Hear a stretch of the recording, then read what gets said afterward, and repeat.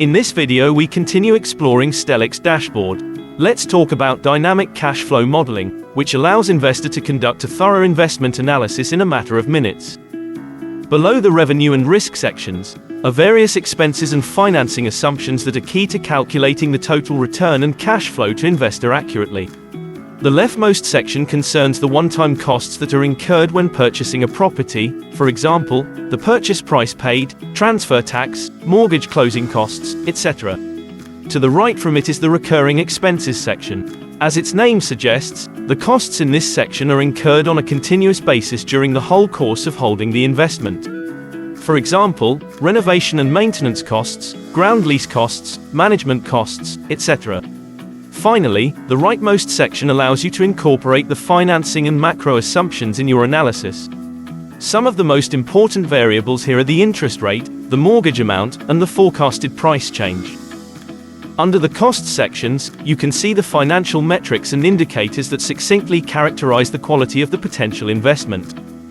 Initial investment is the total amount of funds the investor must invest to start earning return. Average annual cash flow is the average cash amount earned yearly during the next 10 years after all the costs are subtracted. Cash-on-cash return is calculated as the average annual cash flow divided by the initial investment. Finally, the total return is the return to an investor that accounts for both cash and non-cash effects. It does not only account for all the costs, including financing costs, but also potential property price appreciation. Click on Detailed Calculations to see the cash flow analysis considering your potential rental income, various costs, municipality taxes, mortgage payments, etc. The nice feature of the dashboard is that you can incorporate your own assumptions into the calculations. You can do so by adjusting the sliders, or by typing a number in the field of your interest. For example, let's assume the price paid for the property was a little lower than initially assumed, while the interest rate and rent turned out to be a bit higher. As you can see, changing the assumptions leads to automatic recalculation of all of the metrics.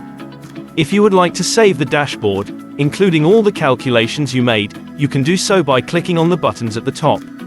You can either save the dashboard to your account or you can send a PDF version to your email. Stay tuned to learn how to analyze like a pro with Stellax Dashboard. Don't hesitate to contact us in case you have further questions. Thanks.